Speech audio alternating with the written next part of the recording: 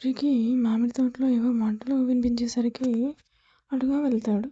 అక్కడ దృశ్యం చూసి అతను నిలుక్కుపోతాడు.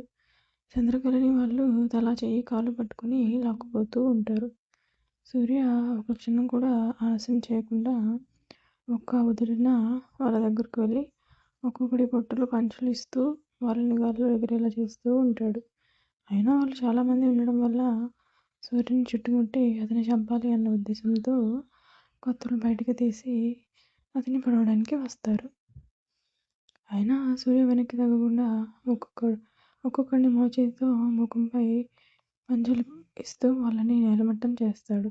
ఇక వెంటనే సూర్య చంద్రకళ దగ్గరకు వెళ్ళి చూసేసరికి ఆమె స్పృహ తప్పి పడిపోయి ఉంటుంది. ఆమెని మెల్లగా లేపి అక్కడే ఒక వైపుగా ఉన్న ఒక చిన్న పాకలోకి తీసుకెళ్ళి ఆమెని అక్కడ చిన్న మంచం ఉంటే దాని మీద పడుకోబెట్టాడు. ఆమె కాళ్ళు చేతులు రుద్దుతూ ఆమెకి వేడిని అందిస్తున్నాడు. కానీ ఆమెలో చలనం లేదు. అతనికి ఏం చేయాలో పాలుపోలేదు. అతనికి ఆమెను చూస్తుంటే భయంగా ఉంది. ఇలానే ఆమెను వదిలేస్తే ఆమెకి ఏమైనా ప్రమాదం అయిద్దేమో అని టెన్షన్ పడిపోతూ ఉన్నాడు. ఆమెని బయటికి తీసుకెళ్ళి హాస్పిటల్కి తీసుకెళ్ళాలంటే సిటీకి వెళ్ళాలి. అప్పటిదాకా ఈమె పరిస్థితి చెప్పలేము.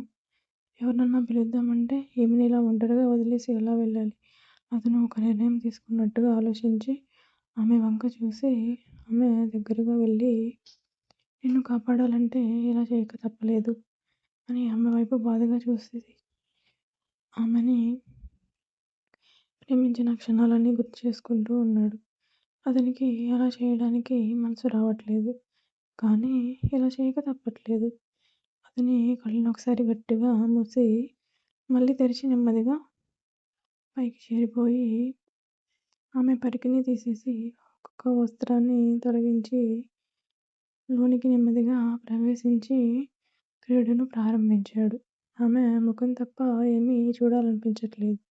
అందుకే ఆమె ముఖం తప్ప ఇంకేమీ చూడకుండా లోనికి బయటికి వస్తూ పోతూ ఇలాంటి ఒకరోజు అతని లైఫ్లో వస్తుంది అని అతను ప్రాణంగా ప్రేమించిన ఆమెతో ఇలా చేయాల్సి వస్తుందని కల్లో కూడా అనుకోలేదు. వీళ్ళకి తెలియని విషయం ఏంటంటే ఆ రౌడీల్లో ఒకడు సూర్య చంద్రకళని గుడిసెలోకి తీసుకొస్తుంటే వాడు నెమ్మదిగా ఫాలో అయ్యి వీళ్ళు వెళ్ళిన గుడిసె తలుపు వేసి గడియ పెట్టాడు. అది సూర్య కూడా చూసుకోలేదు. సూర్య ముఖం వంక చూస్తూనే కదులుతూ ఉన్నాడు. ఆమెకి ఎప్పుడెప్పుడు స్పృహ వస్తుందో, ఎప్పుడెప్పుడు ఆమె నుంచి దూరంగా జరగాల అని చూస్తూ ఉన్నాడు. అప్పుడే ఆమె కనుగుడ్లు కదులుతున్నట్టు అనిపిస్తుంటే అతను చేసే పని ఆపేసి నెమ్మదిగా పక్కకు వాలి ఆమెకి ఓని కప్పి అతను తన బట్టల్ని వేసుకుని ఆమె పక్కన పడుకున్నాడు. ఒకవేళ ఆమె అతన్ని చూస్తే అతనికి ఆమెని ఫేస్ చేసేంత ధైర్యం లేక కళ్ళు మూసుకున్నాడు. చంద్రకళకి నెమ్మదిగా స్పృహ వస్తుంది. ఆమె కళ్ళు తెరిచి నెమ్మదిగా పైకి చూసేసరికి గుడిసె కప్పు కనిపించింది. ఆమెకి ఏం అర్థం కాలేదు. తను ఎక్కడుందో చుట్టూ ఒకసారి చూసింది. అది పూరి గుడిసె అని అర్థమైంది. కానీ ఆమెకి ఒంటిపైన ఏమీ లేనట్టుగా అనిపించి గబుక్కున పైకి లేచింది. ఒంటి మీద గుండె మరేమీ లేదు. పక్కన చూసేసరికి ఒక వ్యక్తి పడుకుని ఉన్నాడు. అతన్ని చూసిన వెంటనే అర్థమైంది ఆమెకి ఇదంతా చేసింది అతనే అని. ఆమెకి దుఃఖం పొంగుకు వచ్చింది. ఒకసారిగా కళ్ళలోంచి నీళ్లు ధారలుగా కారుతూనే ఉన్నాయి. ఆమె ఏడుస్తూనే ఉంది. కానీ సూర్యకి అదంతా వినిపిస్తూనే ఉంది. కానీ ఆమెకి నిజం చెప్తే నమ్మే సిచ్యువేషన్లో లేదు అని అలానే గట్టిగా కళ్ళు మూసుకొని పడుకొని ఉండిపోతాడు. ఆమె గుక్క పెట్టి ఏడుస్తూ ఎందుకు నా జీవితం ఇలా అయింది అని తల కొట్టుకుని ఏడుస్తూనే ఉంది. నెమ్మదిగా ఆమె బట్టలన్నీ వేసుకుని పైకి లెగుదామని చూసేసరికి ఆమెకి నొప్పిగా అనిపించి కింద పడిపోయే టైంకి అతను పట్టుకుంటాడు. అప్పుడు చూస్తుంది ఆమె అతన్ని క్లియర్గా. చూడగానే నువ్వా జాతరలో కనిపించిన వాడివే కదా నువ్వు అంటే నువ్వు కావాలని ఫాలో అయ్యి ఇదంతా చేసావా? నువ్వు అసలు మనిషివేనా? రాత్రి నేను చూసి నన్ను కాపాడిన దేవుడు అనుకున్నా. కానీ నీకు వాళ్ళకి ఏం తేడా లేదని ఇప్పుడు అర్థమైంది అని అతని చేతుల్ని విసురుగా నెట్టి పైకి లేస్తుంది బలవంతంగా. అప్పుడే ఆ తలుపు బయట నుంచి ఎవరో తలుపు మీద కొడుతున్న సౌండ్ వస్తూ ఉంది. బయట అంతా అరుపులు గోలగోలగా ఉంది. సూర్య వెంటనే లేచి తలుపు తీసి బయటకు వస్తాడు. అక్కడ ఊరి జనమంతా సూర్య వైపే చూస్తూ ఏవేవో మాటలు చెప్పుకుంటూ ఉన్నారు. అప్పుడే చంద్రకళ బయటికి వస్తుంది వాడిపోయిన ముఖంతో. ఊరి జనాలందరూ ఆమె వంక చూస్తారు. చూసావంటే ఎంత అమాయకంగా ఉండేది, ఈరోజు బయటపడింది దీని అసలు రూపం. అసలు ఇలాంటి దానికి ఊళ్ళో ఉండే హక్కే లేదు, దరిద్రపోకుంది అని నానా మాటలు అంటుంటే చంద్రకళకి ప్రాణం పోతున్నట్టుగా ఉంది. ఆమె కళ్ళలోంచి నీళ్లు కారిపోతూనే ఉన్నాయి. సూర్యకి కోపం నశాలానికి అంటింది. ఇంకా ఆలస్యం చేయకూడదని అందరి వంక చూసి అప్పుడే హేమంత్ బ్యాచ్ కూడా వచ్చింది. సూర్యని ఎలా చూస్తాడు అని అనుకోలేదు హేమంత్. సూర్య ఒక్కసారిగా ఇక ఆపుతారా అని అంటాడు గట్టిగా. అందరూ నోళ్ళు మూసేసి అతని వంక చూస్తారు. అందులో కొంతమంది, ఏం బాబు మీ పనికి అడ్డొచ్చామని కోపమా అని అంటది ఒక ఆవిడ వెటకారంగా. సూర్య చేతి పిడికిలి బిగుసుకుంటుంది.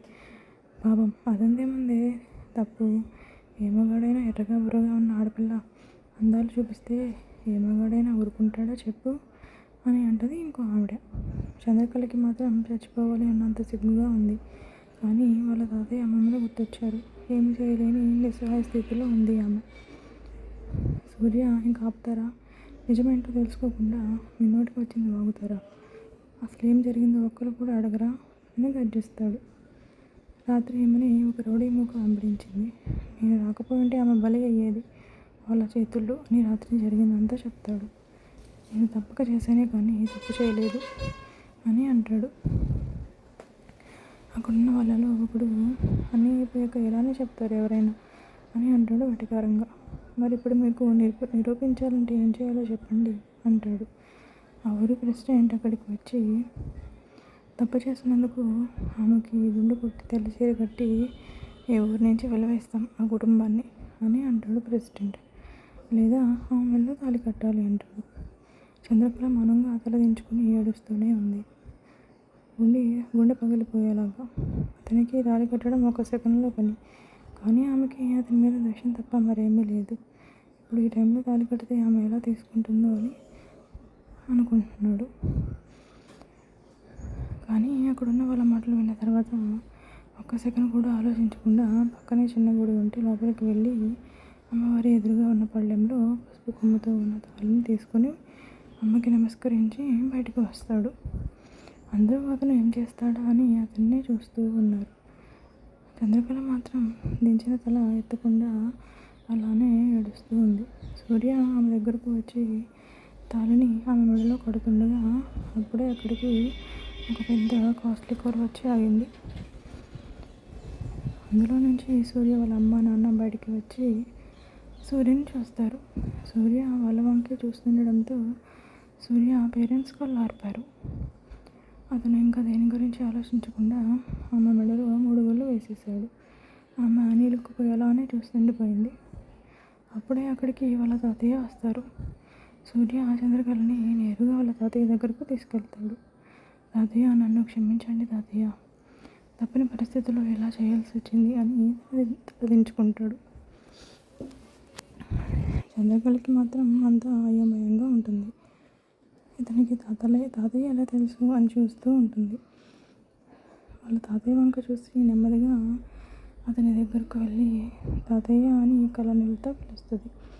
ఆయన ఆప్యాయంగా ఆమె తల మీద చేసి, ఎవరు నమ్మినా నమ్మకపోయినా నువ్వు ఏ తప్పు చేయలేదని నాకు తెలుసు తల్లి, ఎవరి మాటలు పట్టించుకోవద్దు అని ఆమె తల నిమిరి దగ్గరకు తీసుకుంటాడు. చంద్రకళ వాళ్ళ తాతయ్యని పట్టుకుని వెక్కి వెక్కి ఏడ్చేస్తుంది. తల్లి, ఈ బాబు చాలా మంచోడు, అనవసరంగా దేని గురించి ఆలోచించొద్దు, వాళ్ళతో వెళ్ళిపో అని చెప్తారు. ఆమెకి మాత్రం ఊపిరాడినట్టుగా ఉంది. నేను వెళ్ళిపోవడం ఏంటి తాతయ్య, మిమ్మల్ని వదిలేసి అని గట్టిగా అడిగింది. నీకు అందా తర్వాత చెప్తాను తల్లి, ముందు నువ్వు జాగ్రత్తగా వెళ్ళిరా అని అంటారు ఆయన. ఆమె మాత్రం వెక్కి వెక్కి ఏడుస్తూ ఉంటుంది. ఇక సూర్య వాళ్ళ అమ్మగారు వచ్చి, తల్లి ఇటు చూడమ్మా, వెళ్దామా అని ఆమె ముగ్గురు నిమురుతారు. ఆమెకి ఏం చెప్పాలో అర్థం కాక అలానే చూస్తూ ఉంటుంది. ఏం ఆలోచించుకో తల్లి, ఏదైనా ఉంటే సూర్య చూసుకుంటాడు అని అంటారు సూర్య వాళ్ళమ్మ గాయత్రి. సూర్య పక్కకు వెళ్ళి హేమంత్ని పిలిచి, తాతయ్య ఉన్న ఇంటిని రెనోవేట్ చేయించాలి. అలాగే ఇక్కడ ఒక కుక్ అండ్ నర్సుని పెట్టా, కానీ వాళ్ళు కొంచెం సేపట్లో ఎక్కడికి వస్తారు కావాల్సిన సామాన్లతో పాటు అని చెప్పి హేమంత్ నువ్వు కొంచెం దగ్గరుండి చూసుకోరా అని అతని చేతిలో మనీ పెడతాడు. తాతయ్య వాళ్ళని తీసుకెళ్దామంటే రానంటున్నారా. సూర్య నువ్వేం టెన్షన్ పడకురా, నేను చూసుకుంటాను, దాన్ని జాగ్రత్తగా చూసుకోరా, తను చిన్నప్పటి నుంచి అన్నీ కష్టాలే, దానికి నువ్వైనా బాగా చూసుకోరా అని అనగానే సూర్య కోపంగా చూస్తాడు వాడి వంక. రే అలా చూడకురా, నాకు తెలుసులే నువ్వు తనని చాలా బాగా చూసుకుంటావని, సరేరా జాగ్రత్త అంటాడు హేమంత్. ఓకేరా అని వాళ్ళ అమ్మ దగ్గరికి వెళ్ళి మామ్ ఇక వెళ్దామా అని అంటాడు. సరే నాన్న అని చంద్రకళ తాతయ్య దగ్గరకు వెళ్ళి మామయ్య గారు ఇక బయలుదేరుతామని ఆయన కాళ్ళకు నమస్కరిస్తారు గాయత్రి. అయ్యో తల్లి చల్లగా ఉండమ్మా అని చంద్రకళ వైపు తిరిగి ఆమె దగ్గరికి వెళ్ళి తల్లి వీళ్ళు చాలా మంచి మనుషులు, జాగ్రత్తగా మసులుకో అని అంటారు. ఆమె కళ్ళ నీళ్ళతో ఆయన వంక చూస్తుంది. నాకు కుదిరినప్పుడు నేను వచ్చి చూస్తాను అని అంటారు ఆయన. ఇక ఆమె కళ్ళ నీళ్ళతోనే అక్కడి నుంచి కారెక్కుతుంది.